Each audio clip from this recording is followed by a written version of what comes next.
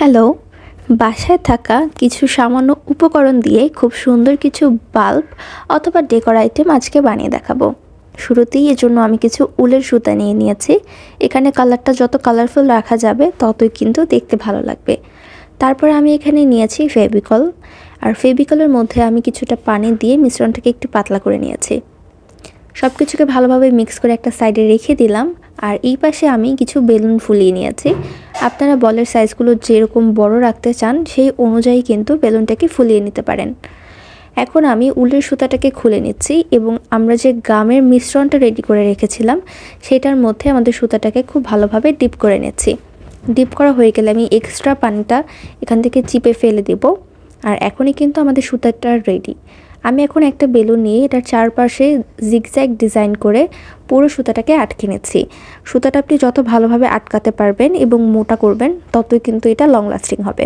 তাই চেষ্টা করবেন ভালো করে আঠা ইউজ করতে এবং এটাকে চারপাশ থেকে ভালোভাবে সিকিউর করে নেওয়ার জন্য।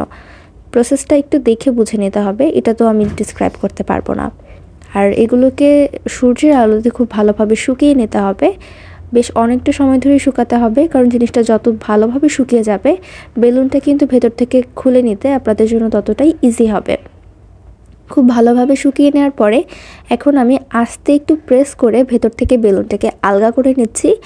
আলগা হয়ে গেলে আমরা জাস্ট একটা পিনের সাহায্যে একটু করে ছিদ্র করে নিব। হালকা করে ছিদ্র করলে কিন্তু ভেতর থেকে বাতাসটা বের হয়ে বেলুনটা ছোট হয়ে আসবে এবং সুতা দিয়ে আমরা যে আস্তরণটা রেডি করেছি এটা শক্ত হয়ে যাবে। তখন কিন্তু এটাকে বের করে নিতে খুবই ইজি হবে। তো প্রসেসটা একটু দেখে বুঝে নিতে হবে এবং সময় নিয়ে আস্তে ধীরে করতে হবে, কারণ বেশি তাড়াহুড়ো করতে গেলে কিন্তু এই সুতাটা বেলুনের সাথে চুপসে যাওয়ার সম্ভাবনা আছে। তাই এই পার্টটা কিন্তু সবচেয়ে ঝুঁকিপূর্ণ। এখন আমি বেলুনটাকে বের করে নিলাম ভেতর থেকে। এরপরে আপনি উপর থেকে আরেকটা সুতা দিয়ে এটাকে নিজের পছন্দ মতো বেঁধে নিতে পারেন যে কোনো জায়গায়। দেখতে কিন্তু খুবই ভালো লাগে, আমার তো ভীষণ পছন্দ হয়েছে। আপনাদের কাছে কেমন লাগলো কমেন্ট করে জানাতে ভুলবেন না।